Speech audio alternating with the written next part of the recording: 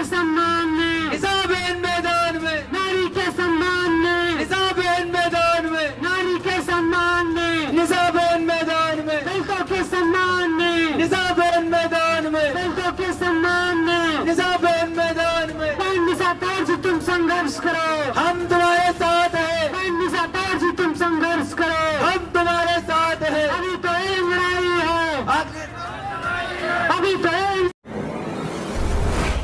करने वालों को शेर नहीं गीदड़ का बच्चा कहते हैं, गीदड़ का बच्चा। रोक रहे हैं, हरदोई में गया वहां रोक लिया गया, रामपुर में गया गिरफ्तार करके जेल में डाल दिया और मेरे लोगों के साथ में मारपीट की गई। इसके अलावा अलीगढ़, फिरोजाबाद जहां भी जाने की कोशिश करते हैं यूपी की सरकार रोक रही थी। मैं आपसे निवेदन करता हूं, जो आज ऊपर उठाओ एक बार, पहले टूटेंगे भीमराव के शेर छूटेंगे। सुन लो कान खोल के, ये उत्तर प्रदेश तुम्हारे बाप का नहीं है, ये उत्तर प्रदेश, ये देश तुम्हारे बाप का नहीं है, ये धरती तुम्हारे बाप की नहीं है, इसमें हमारा भी हिस्सा है। हम तुम्हें मना नहीं करते, तुम बने रहो मुख्यमंत्री, लेकिन अब तुम्हारे पाप का घड़ा भर चुका है,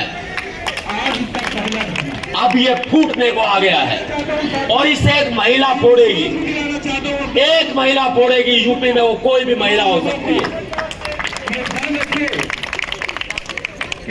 की गई है, अपमान किया गया है उसका, रात के अंधेरे में तोड़ी गई है। अगर हिम्मत थी तो दिन के उजाले में आते। ये जो मेरी माताएं बहनें, यही काफी है तुम्हारे लिए। योगी हटाओ यूपी बचाओ के नारे को लेकर आज 3 जुलाई को नवाब सतपाल तंवर भीमसेना अध्यक्ष पहुंचे हैं दिल्ली के जंतर मंतर। अभी कुछ दिन पहले मैंने आपको इनकी वीडियो दिखाई थी, किस तरह से इनके पारिवारिक जज्बातों से खेलकर इनको कमज़ोर करने की कोशिश की जा रही है। इनकी धर्मपत्नी एडवोकेट निशा तंवर के पिताजी को और भी सहयोगियों के साथ बिजनौर के चांदपुर उत्तर प्रदेश से गिरफ्तार किया गया है। लगभग 13 साल पुरानी प्रतिमा को रातों रात हटा लिया गया है।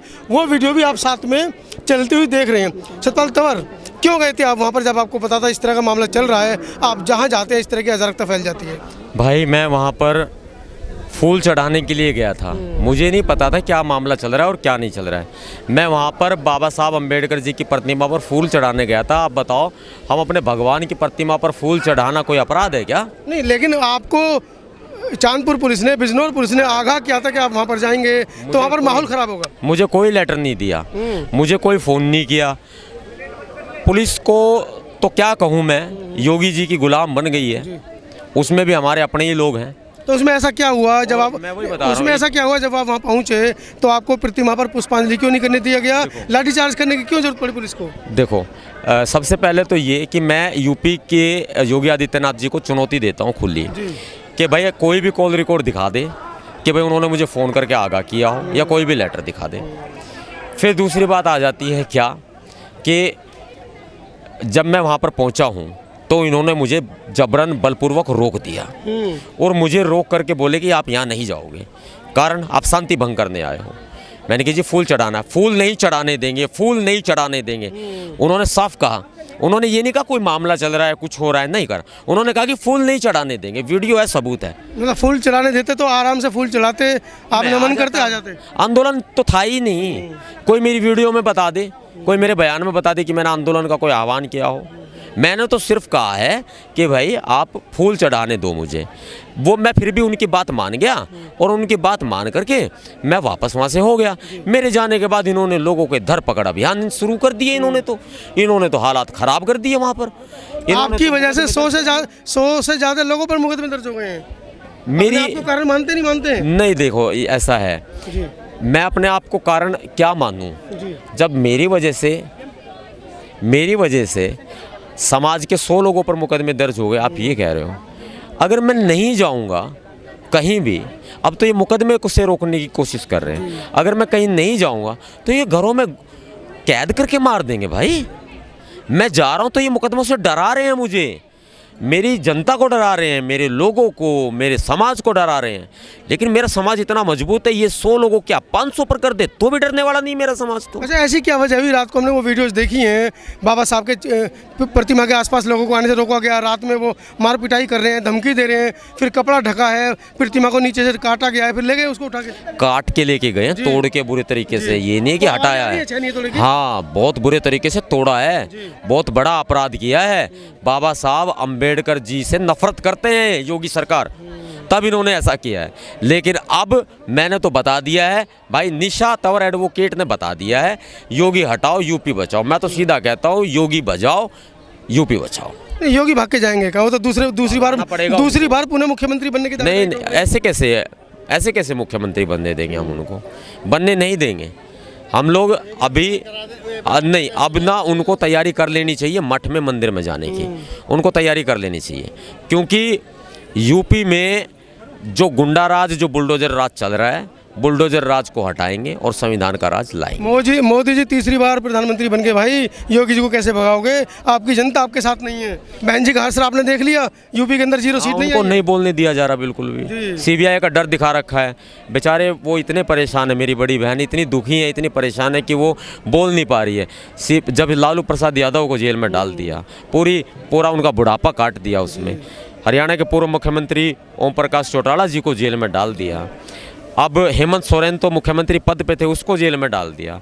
दिल्ली के मुख्यमंत्री अरविंद केजरीवाल को तिहाड़ में डाल दिया, जमानत होगी उसके बावजूद ही रुकवा दिया, फिर सीबीआई ले गई। इससे बड़ा आतंक क्या होगा भाई? एक बात बताओ। तो जेल जाने से डर लग रहा है? नहीं, मैं क्यों डरूंगा जेल जाने से?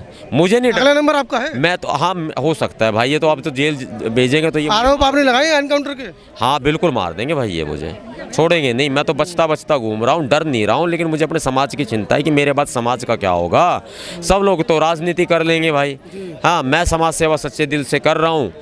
तो जो है लोग भी अपना ये सोचते हैं कि भागते हैं लोग जो है उसके पीछे जिसके पास साथ दिखावा होता है। बहन जी मायावती जी का बहुत बुरा असर हो रहा है हाँ। बहन जी का बहुत बुरा असर इन्होंने किया हुआ है, बोलने नहीं दे रहे हैं बिल्कुल नहीं। आपकी तरह चंद्रशेखर भी बड़े जोश में रहा करते थे, उन्होंने भी बाद में थोड़ा सा अपने आप को पॉजिटिव लाए, अब आगे वो भी सांसद बन गए और अब आगे और भी पॉजिटिव। भाई समझौता करना पड़ता है, क्या करें अब उनके ऊपर। राजनीतिक संरक्षक के बिना तो जीवित रहना मुश्किल है। 40 मुकदमे उनके ऊपर भी चल रहे हैं। मेरा तो छोटा भाई है, वो मेरे को तो बड़ा भाई मानता है। जब उनको भी समझौता करना पड़ गया तो सोचो कितने बुरे हालात होंगे। आज तो दहाड़ रहे हैं संसद में, अच्छी बात है ना, ऐसे लोग चाहिए। आप कब जाओगे? चाहिए मुझे तो समाज भेजेगा तो चला जाऊंगा, नहीं भेजेगा तो नहीं जाऊंगा। नहीं, राजनीतिक संरक्षण के बिना मुझे लगता नहीं कि आप जैसे जो क्रांतिकारी युवा इस समय काम करें समाज में, उनको संरक्षण मिल पाएगा। समाज के बस की संरक्षण देना नहीं है। देखो उसका फैसला भी समाज ही करेगा, मैं अपनी तो कुछ नहीं कह सकता। तो क्या आज के आंदोलन से क्या चेतावनी दे रहे हैं? यूपी सिर्फ संकेत है, ये संकेत है, इकट्ठा होकर के बता रहे हैं यूपी में गुंडाराज नहीं सहेंगे। निशा तंवर एडवोकेट मैदान में आ चुकी है। तो आज 3 जुलाई है, जैसा कि भीमसेना की तरफ से एक ऐलान किया गया था, अपील की गई थी, जंतर मंतर पर एक प्रोटेस्ट की, उसको लेकर नवाब सतपाल तंवर पहुंचे हैं एडवोकेट निशा तंवर के समर्थन में। कहीं ना कहीं एक बड़ी खबर भी, एक बड़ी चेतावनी भी इन्होंने दी है कि उत्तर प्रदेश में अब ये योगी आदित्यनाथ को मुख्यमंत्री पुनः नहीं देखना चाहते, खासकर क्षेत्र की जनता नहीं देखना चाहती है। इस पूरी खबर के बारे में आपकी क्या राय है, कमेंट सेक्शन में ज़रूर लिखिएगा। धन्यवाद।